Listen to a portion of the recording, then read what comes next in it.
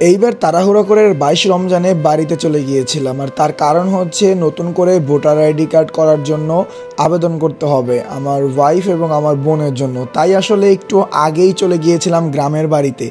আর গ্রামের বাড়িতে একটু আগে যাওয়ার কারণে এবার প্রায় 22 থেকে 23 দিন, অলমোস্ট 23 দিন গ্রামে ছিলাম। তো গ্রামের সৌন্দর্য কে না ভালোবাসে। যদি আসলে আমাদের পুরুষ বা যারাই ইনকাম করে, পুরুষ বা মহিলা, তাদের যদি ইনকামের জন্য শহরমুখী না হইতো তাহলে মনে হয় তারা কেউ গ্রামকে ছেড়ে ঢাকা আসতো না। আসলে গ্রামের যে একটা সৌন্দর্য, সেই সৌন্দর্যটা আপনি কখনোই ঢাকা পাবেন না। হ্যাঁ, আমরা ঢাকা থাকি, আর সেটা কিন্তু মূলত টাকা ইনকাম করার জন্য যে মানে একটা পথ বা যেটা রাস্তা বলেন, সেটা আসলে ঢাকা শহরের সহজ বা সেখানে কাজের অনেক বেশি কাজের থাকে, চান্স থাকে, সেই জন্যই আমরা আসলে গ্রাম ছেড়ে ঢাকা চলে যাই। আর যার কারণে সেই গ্রামের বাড়ি, গ্রামের পরিবেশ, অনেক সময় নিজেদের বাবা মা, আত্মীয় স্বজন, প্রতিবেশী সবাইকে ছেড়ে ঢাকা গিয়ে পাড়ি জমাতে হয়। আর যখন আমরা প্রতি বছর ঈদের, বিশেষ করে 2টা ঈদ আমরা যখন গ্রামে ফিরে আসি, তখন এই কিছুদিনের জন্য যখন গ্রামে থাকি, তখন আসলে বুঝতে পারি যে আমরা আসলে কি ফেলে গেছি। আসলে যতই ভালো লাগুক না কেন, দিন শেষে গিয়ে টাকাই সব।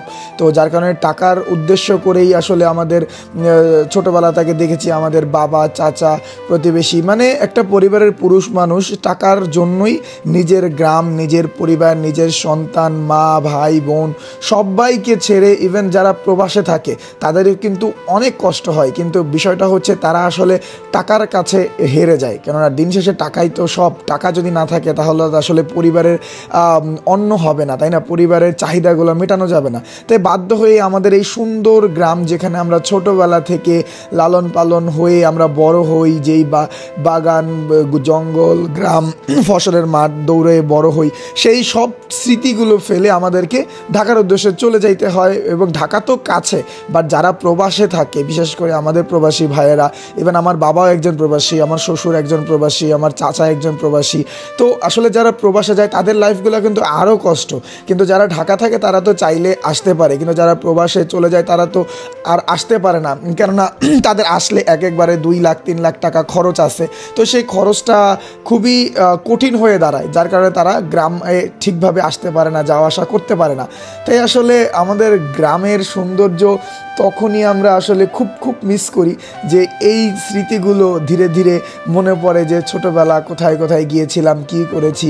তো ধীরে ধীরে যখন বড় হয়ে যাই, তখন বাধ্য হয়ে আমাদের নিজেদের পৈতৃক ভিটা বা পৈতৃক গ্রাম, নিজের সেই সুন্দর মুহূর্তগুলোকে ফেলে দূর প্রবাসে চলে যেতে হয় বা দূরে যেতে হয় আয় রোজগার করার জন্য। তাই এই স্মৃতিগুলোর নিয়েই আমাদেরকে বেঁচে থাকতে হবে। আর এই হচ্ছে আমার ছোট্ট একটা পরিবার, যাদেরকে ঘিরে আমি বেঁচে আছি। যদিও আয় রোজগার উদ্দেশ্য করে আমি ঢাকায় এখন থাকি, বাট একটা সময় আমার ইচ্ছে আছে আমি আমার গ্রামেই আমার পুরো পরিবার একসাথে নিয়ে থাকবো।